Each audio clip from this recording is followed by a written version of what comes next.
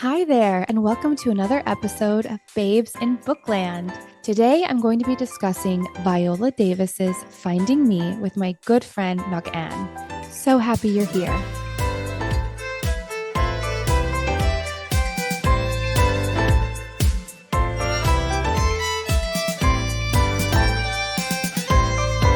Hi, Ngoc Anh, or NA as we all call you. Hi, Al. Thanks for doing this with me. Of course. Let's get to it. Finding Me was published in 2022, so a recent book, and this is her dedication. This book is dedicated to my husband, Julius, daughter, Genesis, sisters, Diane, Dolores, Anita, and Danielle, mom, May Alice, and dad, Dan. Viola Davis is an EGOT. Do you know what an EGOT is, Nay? hmm For people who don't know, do you want to explain it? Somebody who's actually won an Emmy, Grammy, Oscar, and a Tony. So she was the 18th person to achieve this. She won her Emmy for How to Get Away with Murder. She won the Oscar for Fences. She won the Tony for King Hedley II. And then she also won a second Tony for Fences. And then she won her Grammy for the narration of her memoir. So that's pretty cool. Nice little full circle moment for her. What did you think of this book? Well, with this book, I got through about half. It was actually a little bit of a struggle for me because it actually is it can be triggering if you have your own, stuff to work through, but it's also very inspiring. The AP actually called this book a blistering memoir, which I felt was just right on because exactly like you said, it kind of reminds you of maybe some of the work that you still have yet to do, but you can feel very inspired by her journey to do the really, really difficult work of unpacking trauma and choosing to purposefully navigate through trauma in order to have hopefully a better life for yourself and for the people around you. This book broke my heart. It provided incredible perspective to growing up as a poor Black woman and specifically one who pursued a career in the arts. She has so much grace and compassion for her family. And honestly, it humbled me and it made me really reflect on what I'm holding on to and why. I feel like her story is so poignant, and it's obvious that she's worked really hard to figure out who she is and find her capital V, is what we called it in theater school, voice. Yeah, this book kind of just cracks you open, though. You have to be prepared. And I said, do you want a book that will crack you open in A? Yeah, Because I I asked for know. it. But it was really great because it just kind of reminded me about, even from the outside, working with children who are survivors of trauma and working with domestic violence victims and, previously with CPS and children in the system. It was actually quite frustrating just knowing that however many decades ago, all of this could have flown on their radar. But nowadays, she would have gotten the help she needed, or at least somebody would have intervened. Yeah, and I definitely want to talk to you a lot more about that when we get to it in the book. So I'm so excited that you brought that up. But before we get into all of our deep topics, I have a little segment called Quick Topics. So we'll start with those. These quick topics are usually supposed to be light, but Viola Davis's book is not really light. So even some of the quick topics are a little bit heavier.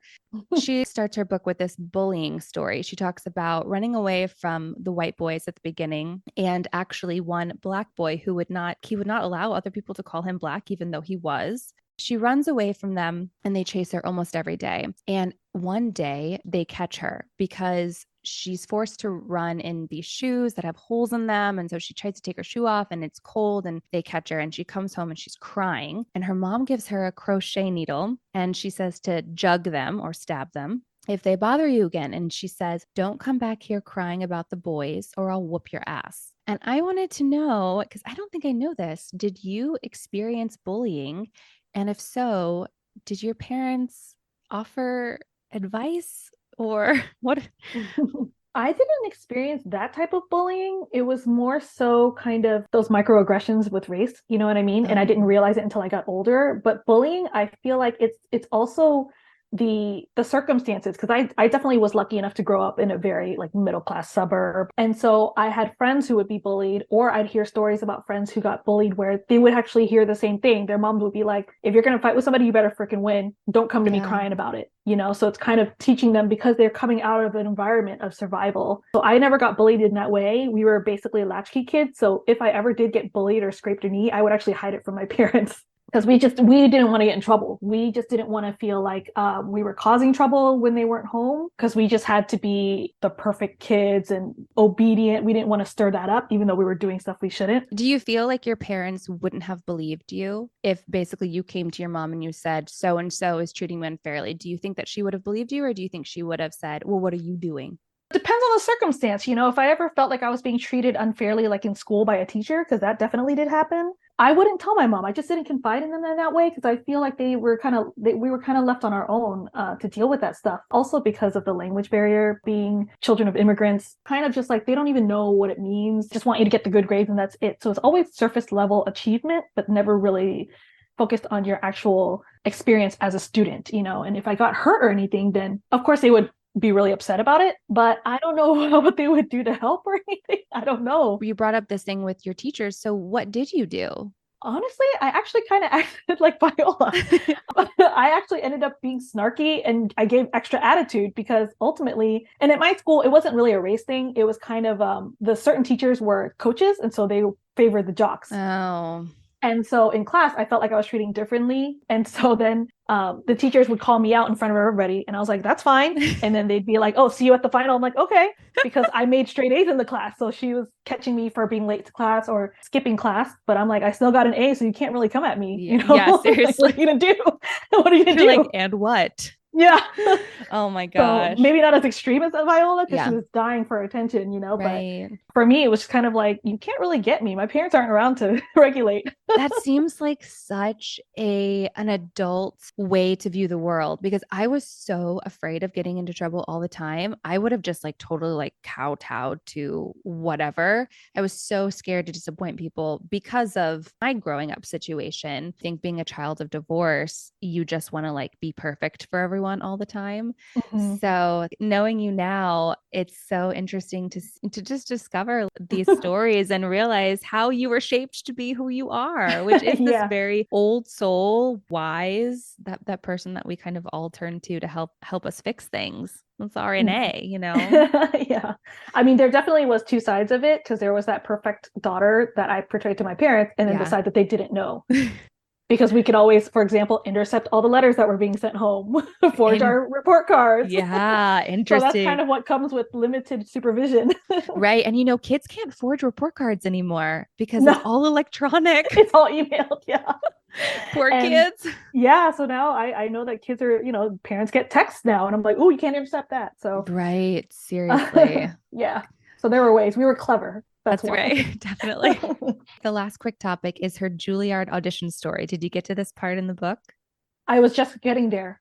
Yeah, Okay. because she was talking about like auditioning for Juilliard and as one of the schools that she was recommended to go, but I didn't actually get to the actual audition. So she ends up applying just to Juilliard because she only had the money for one application. Mm-hmm. And the story is so incredible. When I read this, being an actress myself, I was like, oh my gosh, only Viola Davis could get away with this. So basically, she's in a play and she knows she has to go down to audition for Juilliard. And she's like, okay, I have a performance tonight, but my audition is in the morning. I'll take the train, I'll do my audition, and I'll come back. She had no idea that the audition process for a school like Juilliard is typically a 3-day process. It's basically kind of like American Idol, where there's all these levels. So she goes down, she does her audition, she also talks about how she's wearing very of the time clothing, kind of loud, like she's sort of dressed as herself, and everybody else is dressed in all black because when you typically audition for something, you want to like be able to, melt into the character. They typically have you audition a classical monologue and a contemporary monologue. So you're playing a Shakespeare role and whomever from the John Patrick Shanley's play or whatever. But she's basically like walks into the room, she does her thing, and she's like, so I have to go. Like, am I in? And they're all like, what? Who are you? Basically, they realize her time crunch. And because she's so good, they kind of gather everybody and they're like, watch this woman. And she blows them away, as we know, because she is Viola Davis. She Mm-hmm. ends up getting into Juilliard, but it's just so funny because she just had no idea. And it made me think of the things that we do in life when we have no expectations of the way it's supposed to be, or even when we're like too naive to know.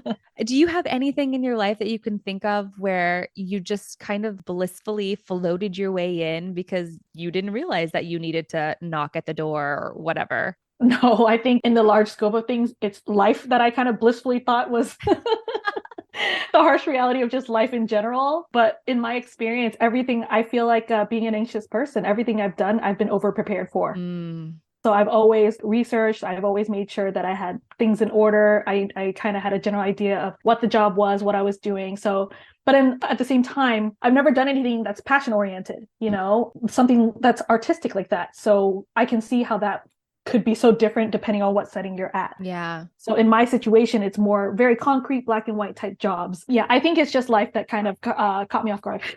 Life is a lot harder than you expect. As you get older, you're kind of realizing the reality of things that you kind of didn't think about as a kid. definitely. Pandemic, that's probably something that I had no idea. So walking into that. Right. None of us did. Yeah. Gosh. But no, this is why I really admire people that go for things that are just so high stakes, because I'm such an anxious person that I've never taken a risk like that. Mm, So for me, I find that admirable because I didn't have the luxury of that. I've always learned that you have to do something that's practical to get paid. And because immigrant family, they want you to be successful because you're representing the reason why they came here. your sister was able to pursue a passion. Oh, she had to fight for it. She definitely didn't. She Yeah. wasn't allowed to.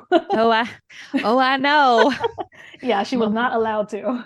Yeah, yeah. You hit the nail on the head, and especially because you and your sister had to grow up so quickly and kind of learn resilience on your own and grow up together. And I know you were a big maternal figure for her. I totally get that idea of stability Hmm. and having stability be one of the most important things. And, she grapples with that a lot in this book. Hmm. It's almost like having the privilege to pursue your passion as a career. You can have a financial privilege, right? You can be set up by your family, maybe have a safety net, that sort of thing. That's where I wondered where she found it within her. And it's almost like because that's just who she was. If she Yeah. didn't choose acting, then she wouldn't be anymore. Hmm. And I totally resonated with that because choosing a career path in the arts is absolutely insane. And it's really difficult. And you're constantly teetering on the edge of on the edge of losing it, honestly, every day. Um, but I just don't feel like I would be alive without it. Hmm. It's like a curse and a blessing. Obviously, I have a lot of privilege to be able to continue to pursue that career and to pursue this fun, creative outlet with my friends and talk about these wonderful women. I feel like it's so interesting where Viola comes from, her circumstances, how she was able to get over the fear of choosing a life that she could have failed. I mean, she didn't. We know that now, Hmm. but she could have easily been another actor who is still trying to pursue their passions, but is working waiting tables or bartending or doing whatever they have to do, who doesn't have representation. It sort of reminds me of Sister Act 2 when the mom is like about the dad and she's like, he's on the street singing his coulda, woulda, shouldas, Yeah. and Lauren Hill's like, I just want to sing, mom. And Yeah. she's like, no. So it's so hard. It's so hard to take that leap. But I think if it's something like you said, you didn't really have a passion that like dragged you to this place of needing to try it, or else you feel like you would go insane. Yeah, for her, it was definitely like an outlet, but I loved how she said that her dreams were just bigger. They were just bigger than her circumstances, because she said that several times. And that's where I was just like, dang, I don't think I even had a chance to dream that big. But it's because she was also left to her own devices. Her sisters were in survival mode, her mom and dad were going through so much. And so she lived in her own world, her as a child, the child's mind. Yeah, her childhood.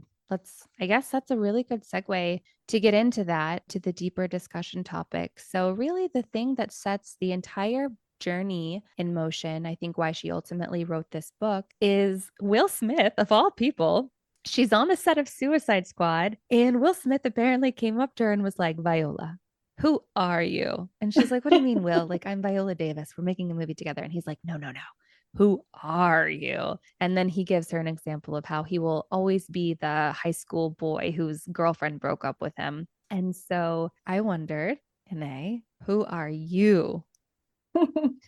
I was really thinking about this, because from a psychological standpoint, happiness is the fulfillment of a childhood wish, right? And Mm, so some part of us is always trying to meet the needs of that inner child. So I feel like who I am, I can't pinpoint a specific time in my life, but I guess I'm still that kid. You know what's sad? It's I'm still that kid trying to seek my parents' approval. Yeah. Even at 40. Oh my gosh, you know? Yeah, I think some part of me is still that kid trying Yeah. to seek my parents' approval and just tell to get them to tell me I did a good job and I did okay. Even though at an intellectual level, I know I'm fine and I've done a lot of things and I've kind of made Mhm. it as far as like I'm better off than my parents are. So I'm not struggling. I'm in a comfortable place in my life. But it's so weird that you always revert back to that. I mean, who do you think you are? I spent a lot of time thinking about this too. And I think that I am the sixth grader whose parents are getting divorced, who feels like there's nobody in the world who understands what I'm going through. I had a lot of wonderful friends at that time who are still my friends to this day, but it was such an isolating and lonely situation. Everything that's happened from there, I feel like that was such a turning point in my life about how I viewed the world, how I viewed relationships, how I viewed myself, my emotional intelligence. And I've had to work really hard to unpack some of those things and relearn some of those things, how to deal with some of those things. But yeah, I think that a part of me will just always be that sixth grader. And I was younger than most people in my grade too. So there's that on top of everything. Like I just felt so unsure of who I was and so uncomfortable in my skin. And then my life at home was changing so much. So interesting that as adults, that thing that you said about getting back to our inner child and wanting to make our inner child happy. I mean, Viola Davis says that she will always be that third grader running from the bullies, which is why she tells a story in the first chapter of the book. And it's just, it makes me now as a mom want to figure out a way for my daughter to not have any of these moments, maybe. It's anxiety provoking, isn't it? how It how is. It's a big pivotal childhood. responsibility. Yeah, Yeah. to be a parent. You just really don't want to fuck them up and like but like you are Yeah, human well, we're all fucked and up to some degree, right? yeah. Just do better. Yeah, exactly, exactly. And that's, I mean, I think that's a big point of this book too, that Viola talks about is stopping generational trauma and feels like she's successful because she worked, but some of her siblings were maybe not as successful in doing that. And that's definitely been a big theme through quite a few of these memoirs that I'm dipping my toes into, which is really interesting. Now, the term generational trauma feels like a newer term. Yeah, I feel like you would know that more than I would. Yeah, it's actually, I don't know about how new it is, but it's definitely a common thing that we discuss in the psychological realm, the intergenerational transmission of trauma. Mm. A lot of it is talked about in the context of like, you know, racial community and how even the traumas of people that not only are in your family, but just in your community, the trauma that's passed on. And it's weird because it's not necessarily something that you experience directly, but somehow it's like in our bones, you know? Wow. And it's passed down potentially by how our parents inadvertently treat us due to that trauma or Yeah. witnessing it and then repeating those patterns. I definitely see that in my own family Hmm. just because of the way that minorities tend to parent their children. So that is definitely a struggle for me, you know, thinking about my future child and how I want to parent them and what I would want to carry forward and what I would not want to. But yes, that is definitely a real thing. And the whole idea of just trauma lives in the body, you know? I think what's so important is you're already so aware of all that. And like things are going to happen, old wounds pop up, but then it's how you address it with my daughter. If I become impatient or if something that she does or says triggers me in a way that like I kind of didn't realize and I snap or something, I take a deep breath and I get down to her level and I say, that was not cool that mommy just did that. That is not on you. That is on me. And I take full responsibility of that. Nobody's perfect. Parents aren't perfect. And so I'm trying to like get ahead of that with my own kids and be like, yo, just so you know, nobody's perfect. None of us are perfect. You don't have to strive for perfection. It doesn't exist. Mm-hmm. Yeah, that transparency is so it's so good to model that for your children, you know? Yeah.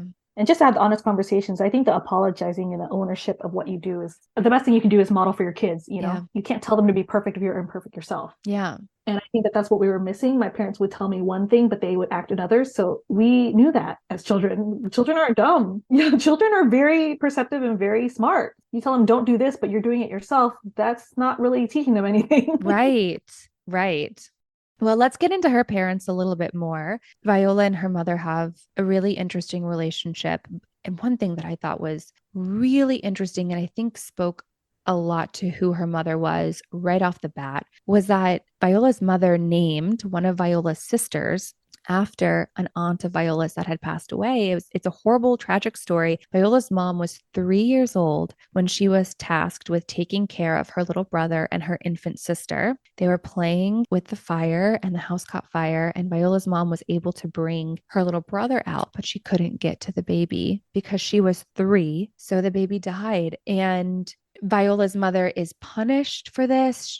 I believe it says that she was whipped. I mean, horrible way to put that Mm-hmm. responsibility on a toddler. The parents had to work, but I thought it was so interesting that Viola's mother named her own daughter after the sister that she felt the burden and responsibility of her life being taken. Again, it's like the child's mind, right? She didn't have the tools to understand what happened and how it wasn't her fault. And she's not having any kind of adults tell her and process the meaning of what happened, you Yeah. know?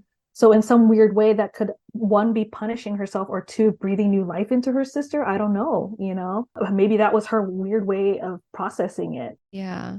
And Viola encourages her to forgive herself. She writes that she knows that she never will.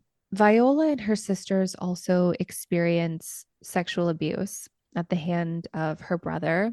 And Viola tells this story where she's sitting in her kitchen later in life and she writes, Dolores, Anita, Diane, and I were sexually abused. I told her, her mother, as I uttered my brother's name in the same breath. She gives her mom more detail and she writes, there was silence. She didn't move. It's ironic that she was sitting in my beautiful kitchen of marble and porcelain with the sub zero refrigerator and the high ceilings, and it meant absolutely fucking nothing compared to the largeness of the truth of what was happening. Success pales in comparison to healing.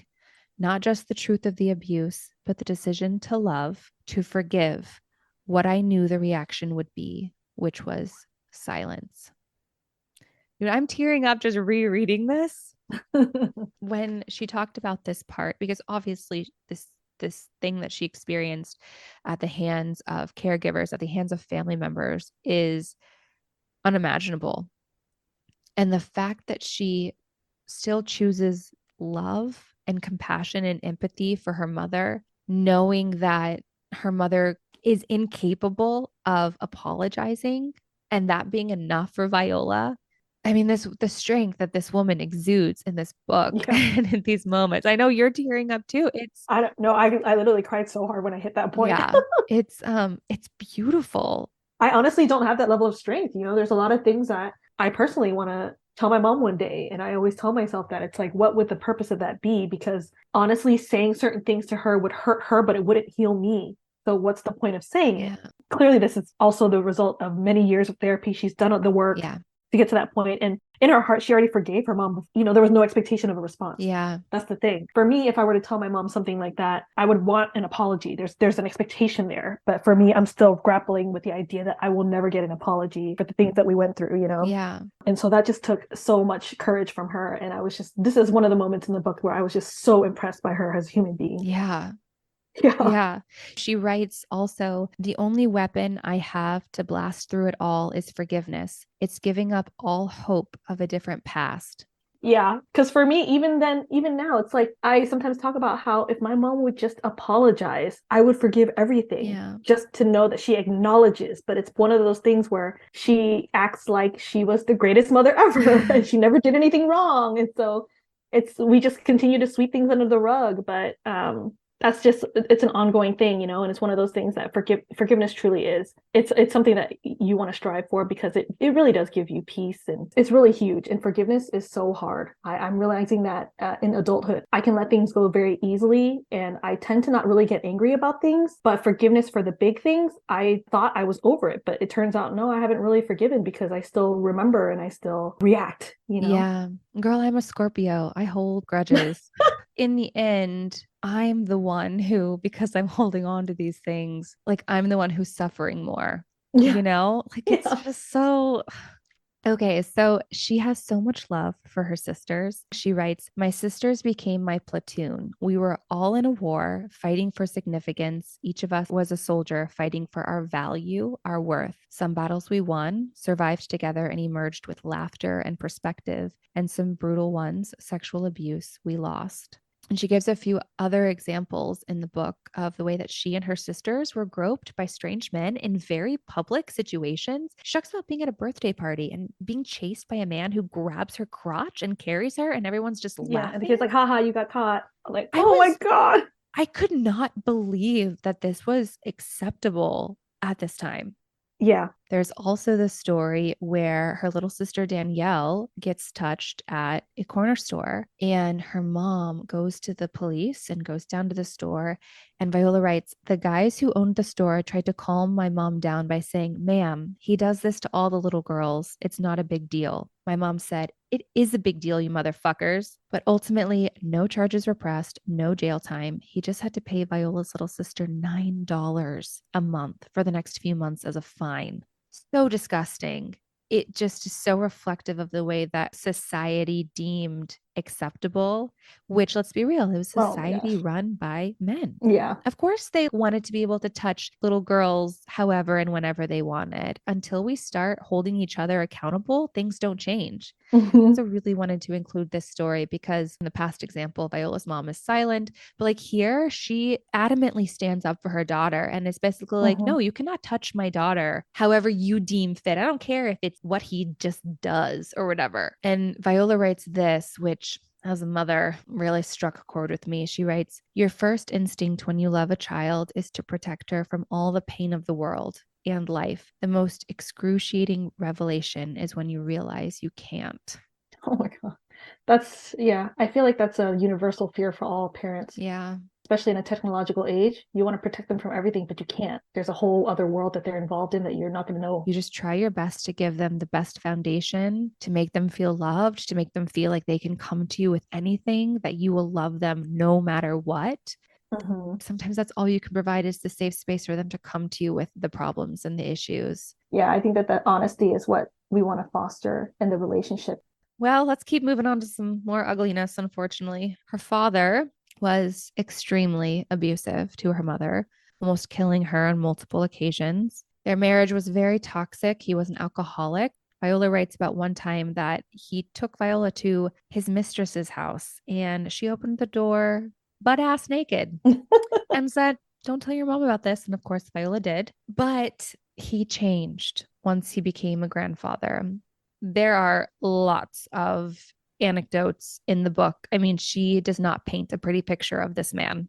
We're not going to get into all of that for the podcast. Again, this is just an example of her grace and her strength to forgive. She writes, somewhere inside, he was trying to make amends. I think my dad just got tired of the anger, the rage, as an answer to his inner pain. Either you give yourself over to it in a sort of emotional suicide, or you simply just get it. What do I think he got? That he mattered. I think he changed as a way of asking us for forgiveness.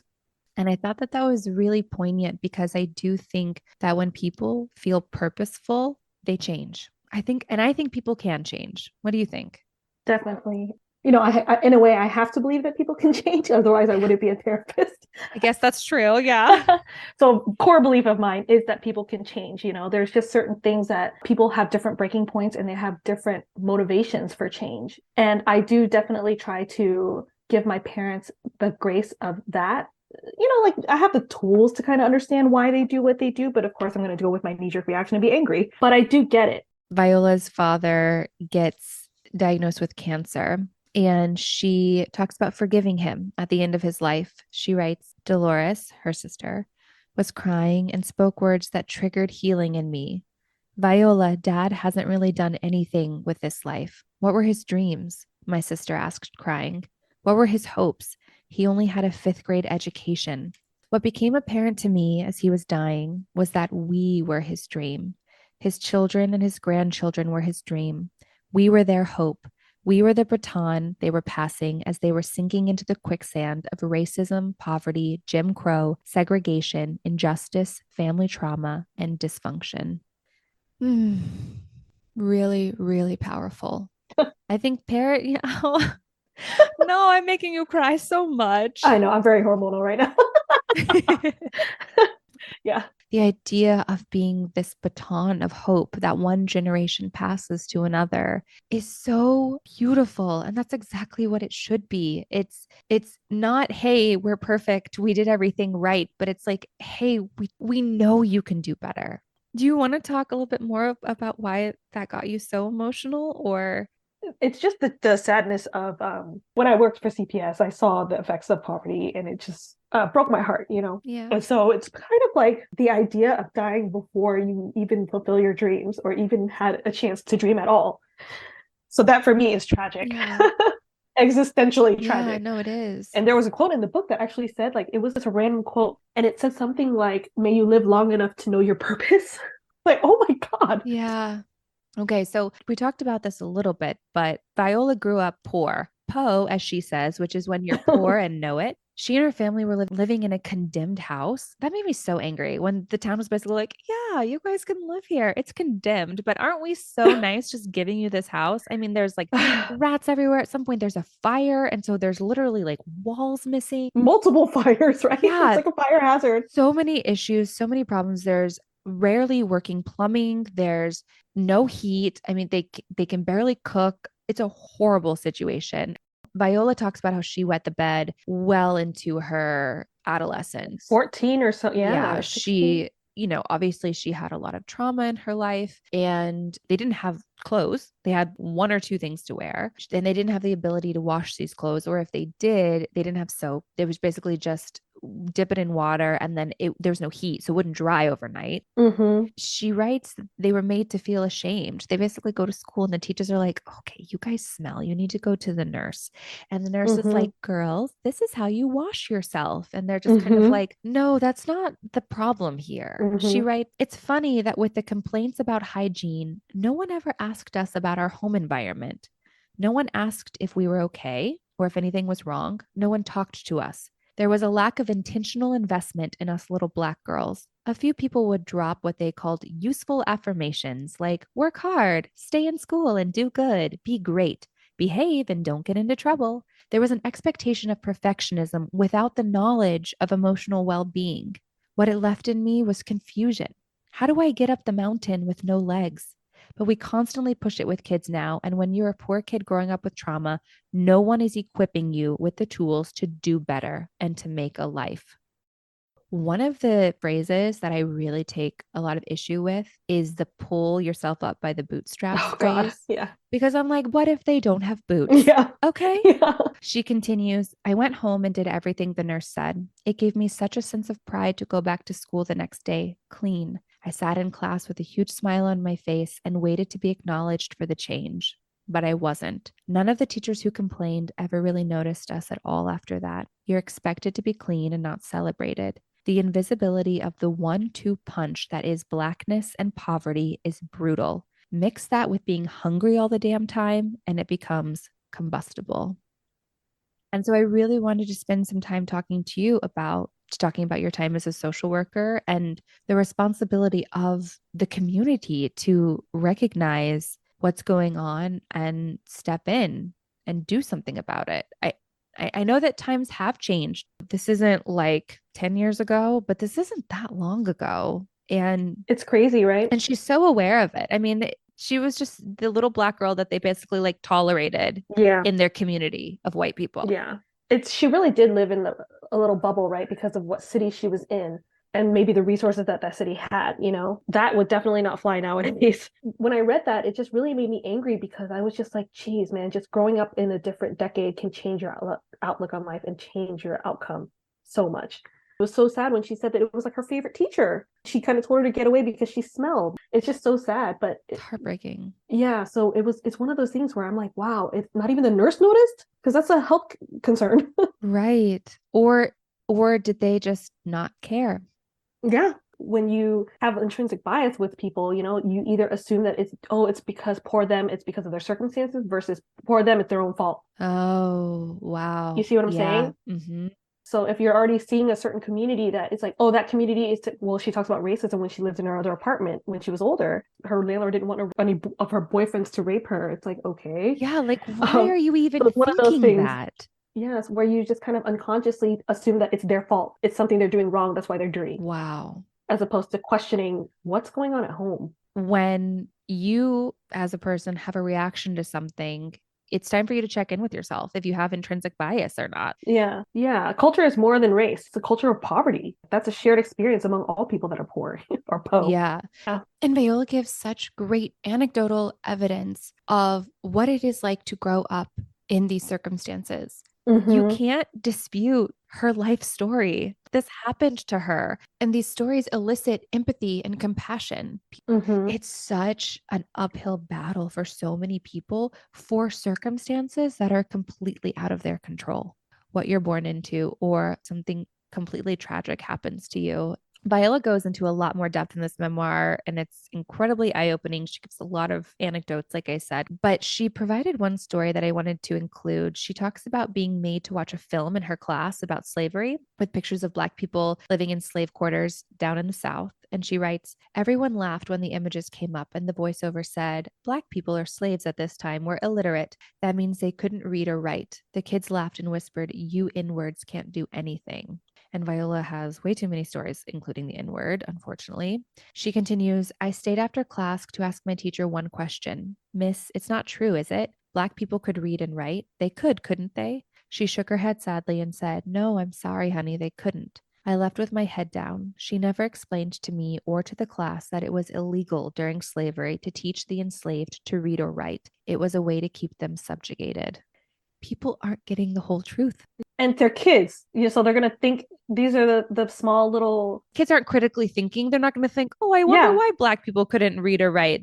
yeah. You could have just said something as simple as like they weren't taught to. Yeah. And I feel like the teacher was part of the problem in this situation. She talks a lot more about the way that she grew up, and then she discovers acting, and it is her escape. She writes about seeing Miss Cicely Tyson in the autobiography of Miss Jane Pittman.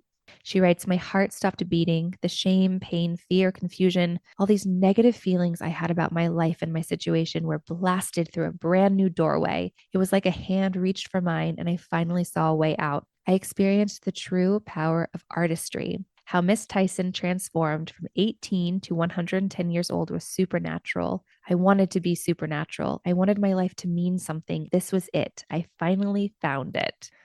You've quoted this before, but she writes, when you haven't had enough to eat, when your electricity and heat are cut off, you're not afraid when someone says life is going to be hard.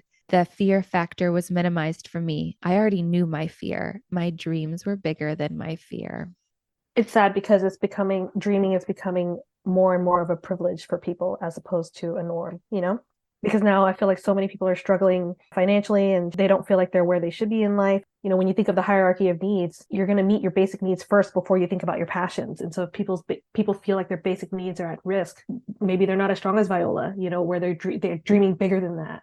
Maybe they have people relying on them where they can't dream like that. They have to survive. Her survival instincts actually kick in when she's in college, and she goes to Rhode Island, and she decides to major in English because she wants stability, she wants security.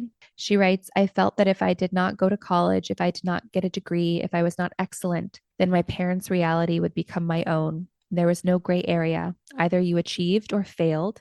I had no understanding that I possessed the tools to dig my way out if I somehow made a mistake. I had no understanding that there would be hard times and then joy would come, or sometimes the shoe would fall, but failing isn't permanent. None of that emotionally healthy thinking was instilled in me.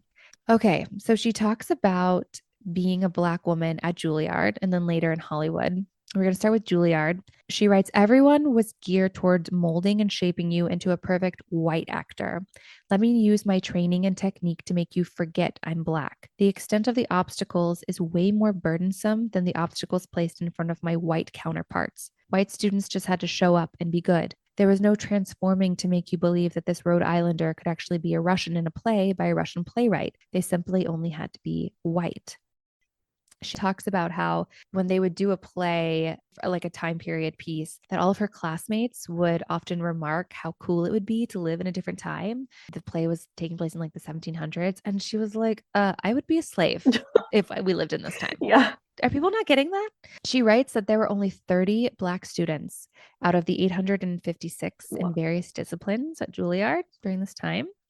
And they all banded together to create the Black Caucus and created an MLK celebration, even though they were told not to and they were not supported. She talks about going to Africa. She goes to the Gambia during a summer while at Juilliard and she is transformed. She writes that it busted a hole in her existence, which just sounds incredible. She writes, Africa made me giddy with joy. Every smell, sound, color affected my senses in a passionate way. Beautiful dark skin was unapologetically darkened by the sun. This trip to Africa really ignited something in her soul and made her excited to chase that artistry again. So when she graduates Juilliard, she heads to Hollywood and she writes this about her experience there. She writes, almost every role I auditioned for were drug addicted mothers. I auditioned for a few roles that were low budget for a woman of color, but all of them were described as light skinned. All. What made it worse is that it's not just presented by white executives, but also Black artists and producers. You're being taught to adopt the ideology of the oppressor. It becomes the key to success. Culturally speaking, many believe it, and they have adopted the belief that if you are dark, you're uglier, harder, more masculine, more maternal than your lighter skinned counterparts. Hollywood already tries to like label you as one thing and is not very imaginative. The fact that like you're supposed to be this chameleon, you're an actress, you can kind of play a teenage like drug addict, but then you can also play like the girl next door cheerleader. Like you can do both because guess what? Those people look Mhm. like all sorts of people in real life. It is really interesting how we seem to have like a very narrowed scope of what someone is based solely on their physical appearance. The whole colorism thing, man, that exists in the Asian culture too, big time. And then you end up internalizing it, feeling ugly like Viola did. You know, she wasn't told she was beautiful until she was, what, in college? Yeah. And then she talks a lot about how to get away with murder. So she writes that though she was critically acclaimed, that the right roles just weren't coming until she's offered Annalise Keating by Shonda Rhimes. Okay, this was crazy. So a friend of hers calls her and tells her what people are saying behind her back when she's rumored for the role. Her friend was working in the theater at the time in New York. And she writes, many of the Black males and Black females in the cast were saying, there's no way that show is going to work with Viola Davis in the lead. There's no way it's going to work. She's not pretty enough. She's not feminine enough. She doesn't turn me on. Okay, would you want your friend to tell you this? You know, I kind of would, but then I'm also like, so the more mature me wants people to tell me, but then who I really am, the child, is kind of like, but it would really hurt me. Yeah. And all the doubt would come back. It was so strange because it's just like, what does Viola knowing this information do for Viola? Obviously, it Yeah. kind of fueled her, I think. So maybe the friend knew that it would. Viola was definitely sort of on the fence about taking this because she wasn't sure if people would buy her as a sexy woman. I thought that was really weird. Like, hey, these people were talking shit about you behind your back. Do you want to hear it? Because I'm like you, I'd be Yeah. like, no. I was like, oh, just give me a But little also, bit. what are they saying? Yes. Tell me what they're saying. Maybe Cliff's Note it. And that's basically what she's been battling against all of her career as a Black woman, and specifically a Black woman with dark skin. Just these prejudices that people just painted her to be one way and didn't realize that, she's a complete three-dimensional human and Yeah. can do all sorts of things, not just play drug addicted mothers. Yeah. This is why it's important that she's the one to do it. Yeah, Because people like her or people that are dark skinned are not seen as sexy because we don't expose them as sexy. We don't portray them as sexy. So people need to do it to get used to it exactly. because we're constantly fed the same thing over and over. And then we think that that's Yeah. reality. But when I saw her in that role, I thought she was Yeah. awesome and beautiful and sexy. So I'm just kind of like, wow, I don't get the other side of it because I only know her in that role and I loved it. Right. I thought she was powerful and intelligent, so I'm just like, I don't get it. Viola writes, the 8-year-old girl who had never been told you're beautiful, you're worthy, suddenly found herself as a mouthpiece for all the women who looked like her. I had no weapons to slay those naysayers, to change culture itself. The obstacle blocking me was a 400-year-old racist system of oppression and my own feeling of utter aloneness. My art in this instance was the best healing tool to resolve my past, the best weapon I had to conquer my present, my gift to the future. Okay, so we're going to end on some thought provoking quotes to discuss. She writes, this is what she opens her book with this quote, and it's by Anton Chekhov, who I studied a lot in college. The quote is, I think human beings must have faith or must look for faith. Otherwise, our life is empty, empty, to live and not know why the cranes fly, why children are born, why there are stars in the sky. You must know why you are alive, or else everything is nonsense, just blowing in the wind. Lovely. I think we've touched on this a lot, but obviously Viola's journey and in writing this memoir was figuring out why. Yeah. We've talked about finding purpose and all that stuff. And this quote just kind of like encapsulates all of that in a really poetic way, in a way that a Yeah. playwright would write it. Yeah, I think that's not even like faith because you can have faith in so many things. It may not be like a deity, but it is true. Yeah. Like he who has a why can endure anyhow. Ooh, I like So, that. yeah. He who has a why can endure anyhow. I love that. Because it is a sense of purpose because some people don't believe in God or they may be atheists, but they do believe in the universe and Yeah. the universality of experience and being part of something big.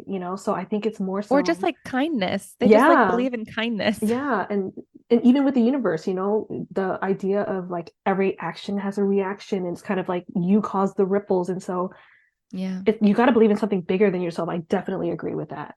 Yeah. Yeah. I also look at this quote and, the word why comes up a lot. Why cranes fly, why children are born, why there are stars in the sky. I think questioning things is so important in life. I think that's how you find deeper meaning. I think that's how you have a deeper life. Critical thinking is really important. Hmm. This is a short one. She writes, free from the chains of my excuses, I was handling my agency instead of sitting around and doing nothing. The imagery of chains of my excuses, because that's exactly what your excuses Ah, are. yeah. And the thing is, she wants so badly, and she knows in her ability to Yeah. do it, but then she always reverts back to, I was a shy kid. I was so Yeah. Fear, awkward. She man. mentions that so many times, but yeah, fear is crippling. Yeah. Okay. And then the last quote that I want to discuss is towards the end of her book. She has a friend that's kind of like, how did you claw your way out of poverty to where you are today, Viola? Like, and she writes, the question still echoes. How did I claw my way out? There is no out. Every painful memory, every mentor, every friend and foe served as a chisel, a leap pad that has shaped me. The imperfect but blessed sculpture that is Viola is still growing and still being chiseled. My elixir, I'm no longer ashamed of me. I own everything that has ever happened to me. The parts that were a source of shame are actually my warrior fuel. I see people, the way they walk, talk, laugh, and grieve, and their silence in a way that is hyper focused because of my past. I'm an artist because there's no separation from me and every human that has passed through the world, including my mom. I have a great deal of compassion for people, but mostly myself. That would not be the case if I did not reconcile that little 8-year-old girl and find me. What a way to end it. I think it's just so beautiful how she, through her own work, then she sees not only herself, but she sees others and she has a sense of empathy. I think this is why it's so important to have diverse experience, to know other people's stories and not be stuck in your bubble because you learn so much through interacting with others and to have compassion to just try to understand. I think that's what we kind of lack nowadays. We are so quick to make snap judgments and write people off, like especially cancel culture. I freaking hate cancel culture. It's one of those things that it's like, well, if you don't believe people can change, then what the hell's the point?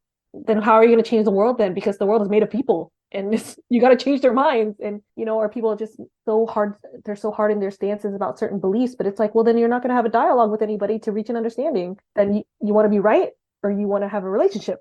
Right, right. It's one of the reasons why I wanted to do this podcast. It was important for me to read other women's stories and their experiences and talk to the wonderful women in my life about our shared experience of being a woman in today's world and what that means and what that looks like and what that feels like. Mm-hmm. I'm here for it. Yeah, I feel like we're kind of at a turning point because I feel like women now are very much on each other's team.